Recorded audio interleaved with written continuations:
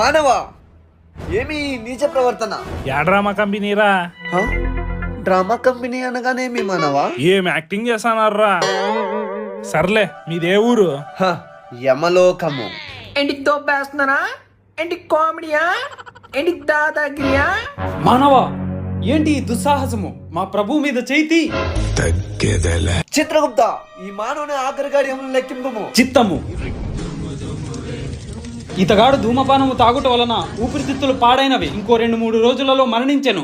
ఆ పనరా మీ యాక్టింగ్? అంతవరకు ఎందుకు, ఇప్పుడే పంపిదా. యమహో యమా.